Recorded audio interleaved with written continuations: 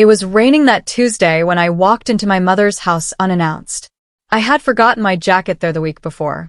The moment I stepped through the front door, I heard voices coming from the dining room. Low, serious voices. My mother's laugh. My brother's smug tone. I moved quietly toward the sound, my wet shoes silent on the hardwood floor. Then I heard my name. Mara's too emotional to handle real estate, my brother said. His voice dripped with that familiar condescension. Let her have the condo downtown. We'll divide the rest between us. She won't even notice. My mother sighed. You're right. She's always been sensitive. Your father babed her too much. I stood frozen in the hallway, rain still dripping from my coat. They were having a family meeting. About my inheritance. About properties my father left behind. Without me. My chest tightened. My hands went cold. But I didn't cry. I didn't scream. I just stood there, listening to them carve up my father's legacy like I was already dead. Or worse, like I didn't matter at all. That was the moment everything changed. Because what they didn't know would destroy them. My name is Mara Castellano. I'm 34 years old. And the real estate portfolio they were discussing wasn't theirs to divide. It was mine. All of it. Let me take you back 6 months earlier. My father, Vincent Castellano, was dying. Lung cancer. Stage 4. The doctors gave him 3 months. He lasted 2. During those final weeks, he called me to his hospital room one afternoon. My mother had gone home to rest. My brother, as usual, was nowhere to be found. Dad's lawyer, Mr. Brennan, was there with a thick folder of documents. Mara, my father said, his voice weak but clear. I need you to listen carefully. He explained that he was transferring full ownership of all 9 rental properties into my name. Not a trust. Not joint ownership. Just me. Your mother doesn't understand business, he said. And your brother, he's not ready. Maybe he'll never be ready. But you stayed. You learned. You helped me manage everything when I got sick. I tried to protest. Dad, this will cause problems. He squeezed my hand. Then handle the problems. You're the only one I trust. I signed the papers that day, tears streaming down my face. Mr. Brennan witnessed everything. The transfers were filed legally within the week. My father died 2 weeks later. And I never told anyone about those papers. After Dad's funeral, my mother acted like she owned everything. She made comments about our properties and the family portfolio. She introduced my brother to the tenants as the new manager. I said nothing. I was grieving. I was exhausted. And honestly, I didn't think she'd actually try to cut me out. I managed the properties quietly. I collected rent. I handled repairs. I kept the books perfect, just like Dad taught me. Every property was making money. The total value had grown to over $3.1 million. My brother tried to get involved once. He lasted 2 weeks before he gave up. Too much work, he said. Too boring. But now, standing in that hallway listening to them plot against me, I understood. They didn't want to do the work. They just wanted the money. And they assumed I'd be too weak to fight back. I pulled out my phone. My hands were shaking, but my mind was crystal clear. I texted Mr. Brennan. Do I still have full legal authority to sell the properties? His response came 30 seconds later. Yes. Everything is in your name. You can do whatever you want with them. I stared at those words. Then I smiled for the first time in months. I didn't confront them that day. I just walked back out into the rain, got in my car, and drove home. My studio apartment was small and cold. Nothing like the big house I grew up in. Nothing like the properties I now secretly owned. I made tea and sat at my kitchen table with my father's file box. Inside were copies of all the transfer documents. Deeds with my name on them.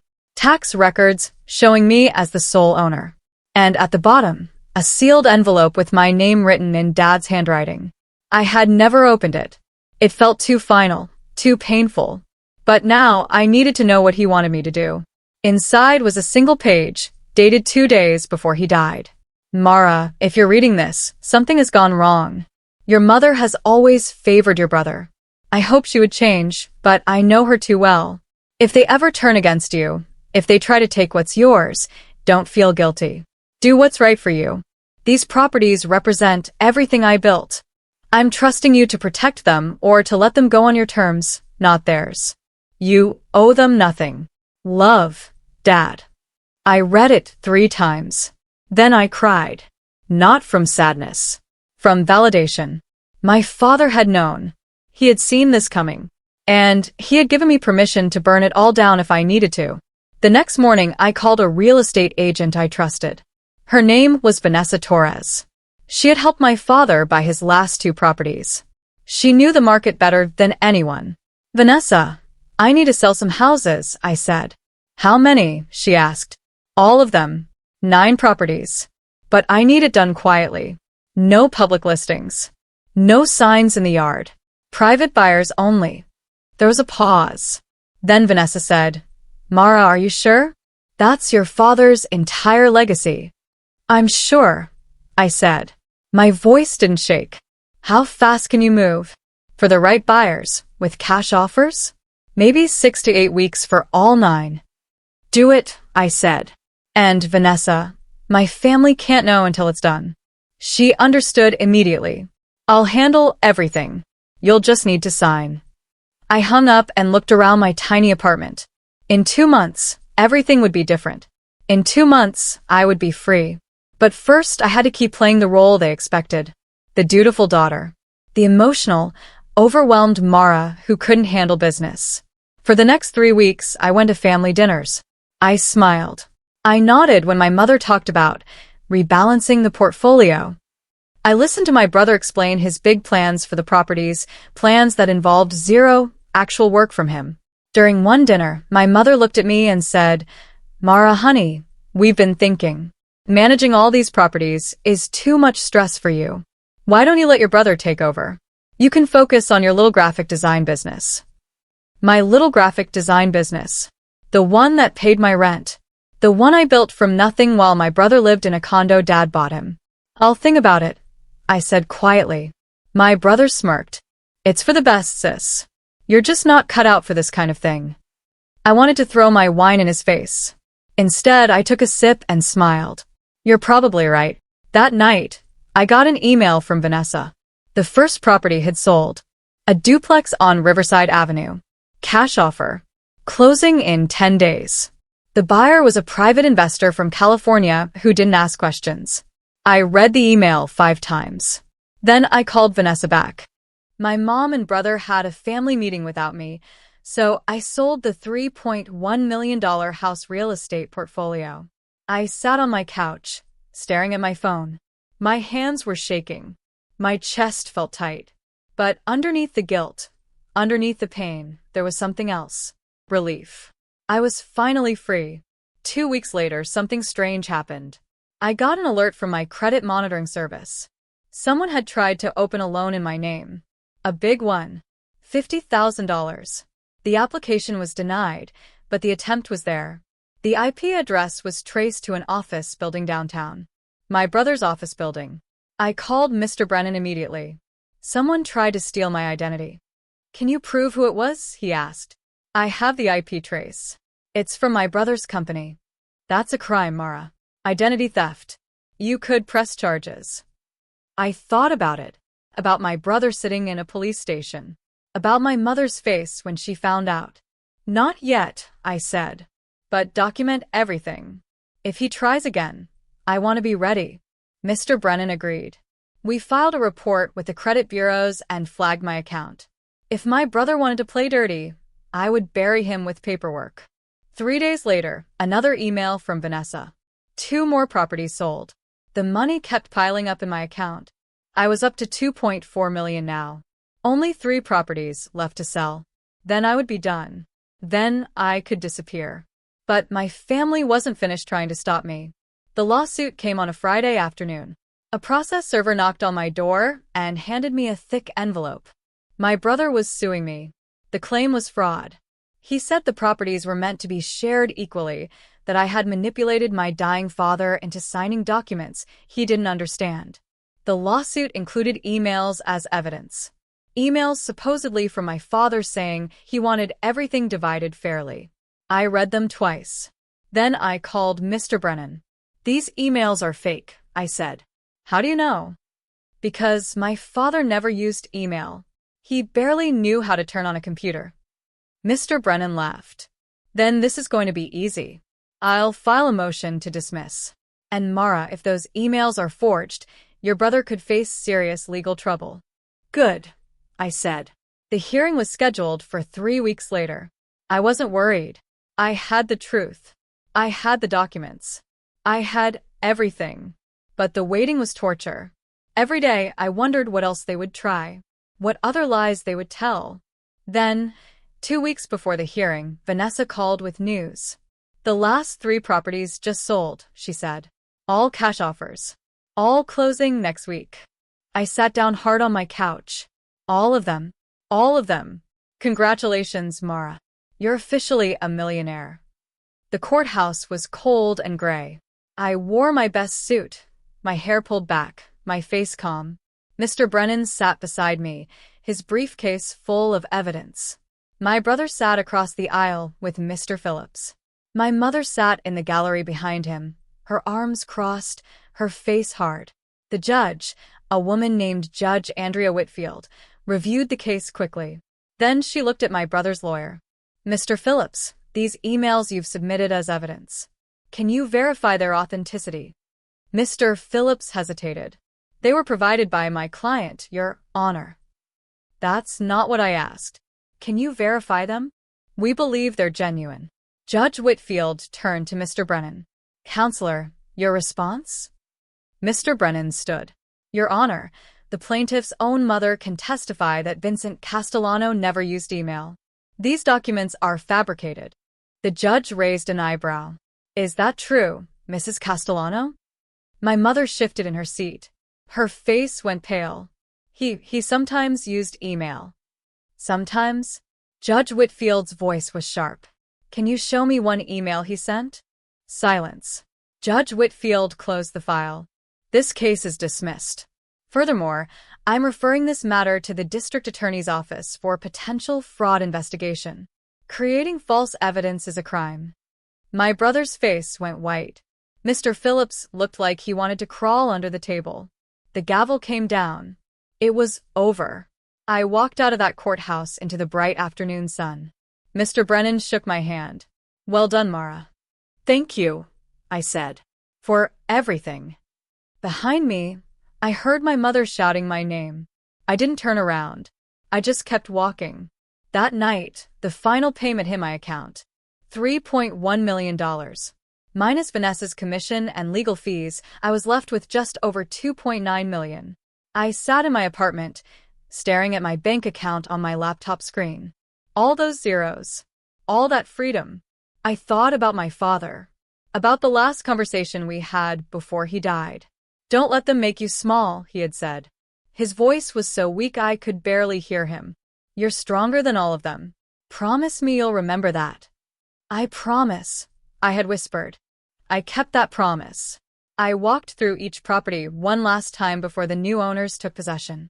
The duplex where I had my first apartment. The house where I learned to fix a leaky sink. The commercial building where Dad taught me to read a lease agreement. The last property was the hardest. It was the one Dad had built himself back when he first started. A small rental house with blue shutters. I stood in the empty living room. The walls echoed with memories. Dad painting the trim. Me helping him install new floors. My mother complaining it was too much work. I whispered, "Thank you, Dad, for trusting me." Then I locked the door and walked away. I didn't tell anyone about the money at first. I just disappeared. I quit my graphic design clients. I gave notice on my apartment. I packed my entire life into my car. Then I drove west. I had always wanted to live by the ocean. Something about the sound of waves, the smell of salt air, felt like freedom. I found a small coastal town 3 hours north of where I grew up. The kind of place where nobody asks too many questions. Where you can start over, and nobody cares who you used to be.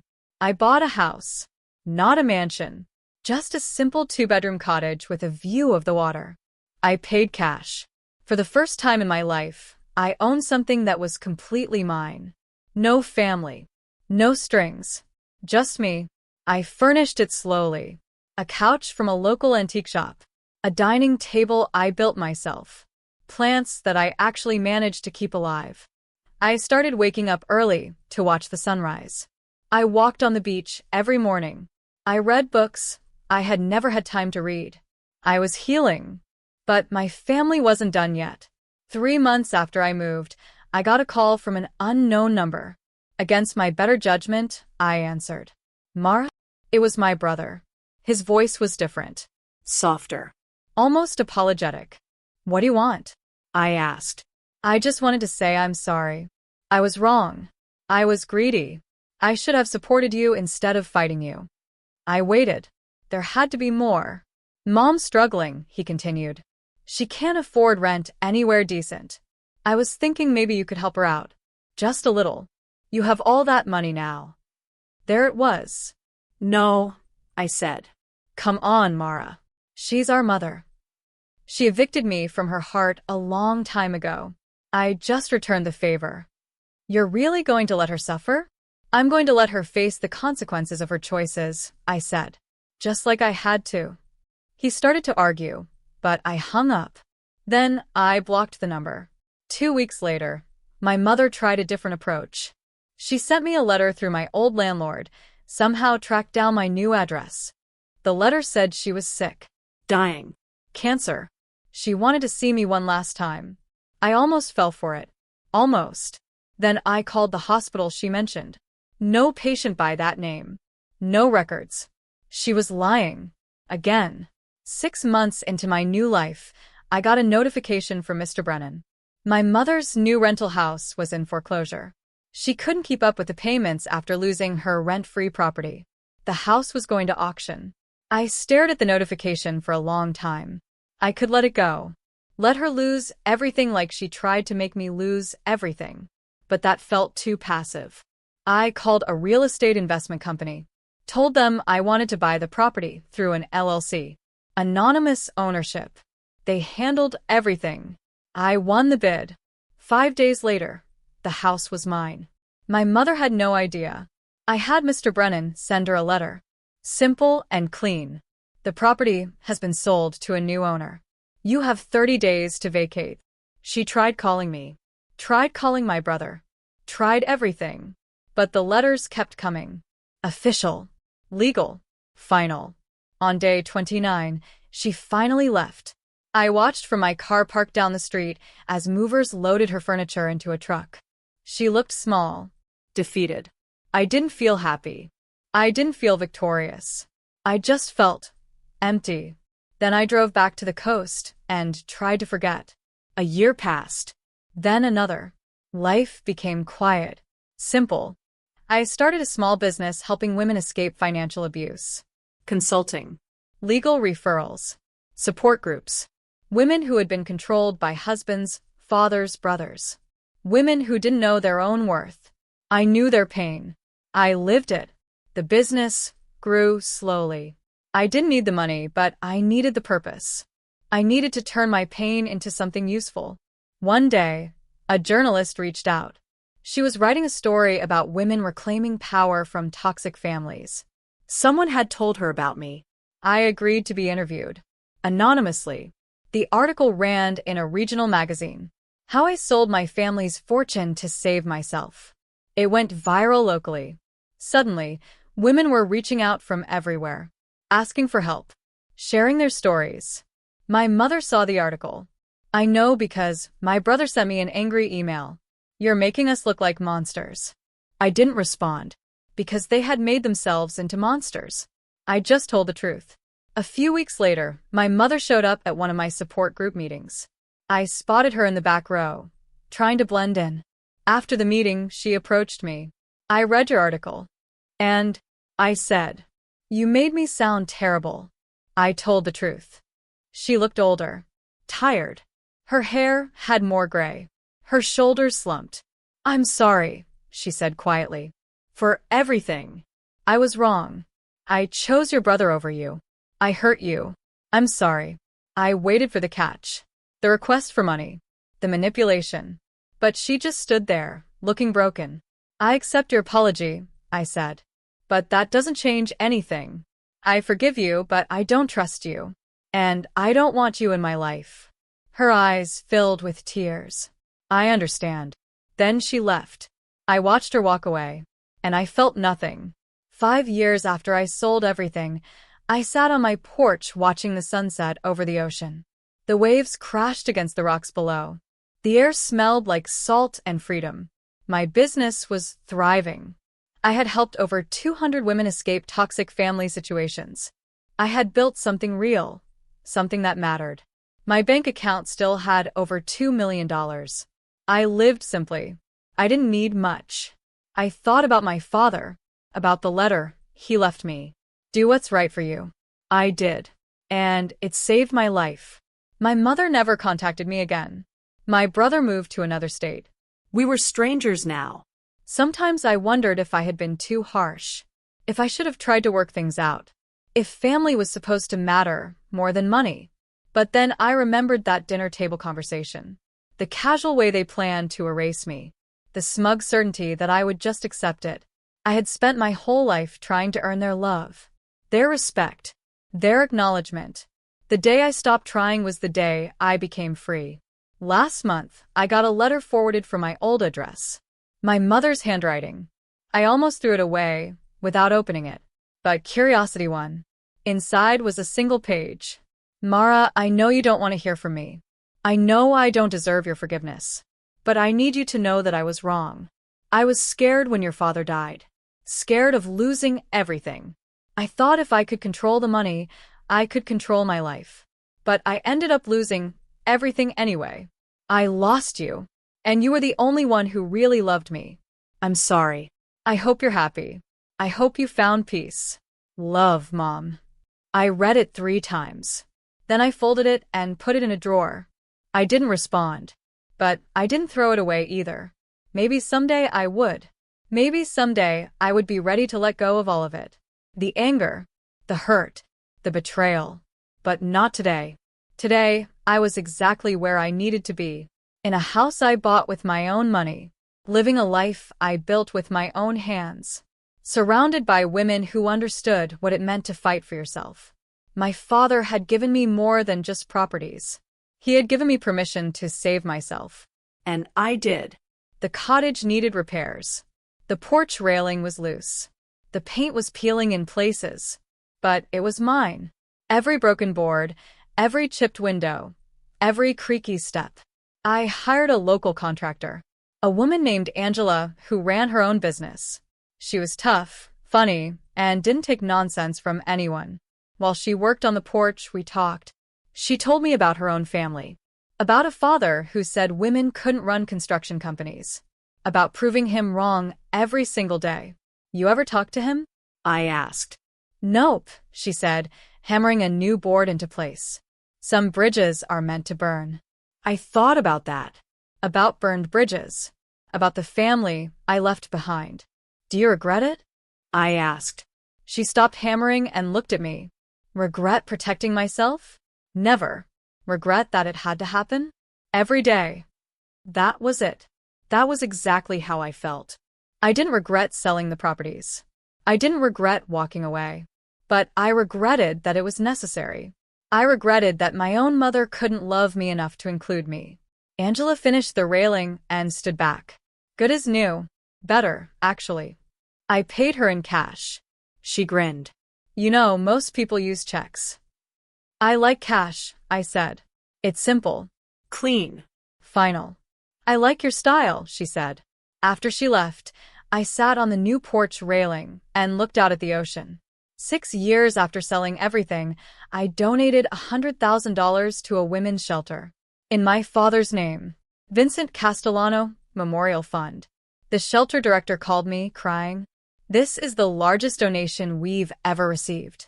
Use it well, I said. I didn't tell my family. I didn't need their approval.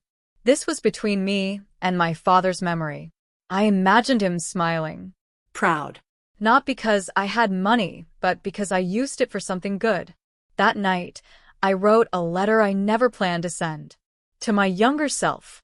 To the girl who thought she wasn't good enough. Who thought she needed her family's approval to matter. Dear Mara, you are enough. You always were. The people who were supposed to see that were too broken to recognize strength. Their blindness is not your failure. Walk away. Build your own life. You won't regret it. Love yourself. I folded the letter and put it in the same drawer as my mother's apology.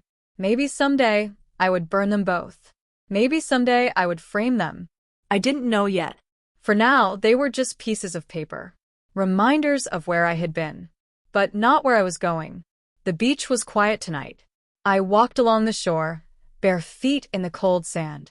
The moon was full, casting silver light across the water. I thought about revenge. About how I thought selling everything would feel like winning. But it didn't feel like winning. It felt like surviving.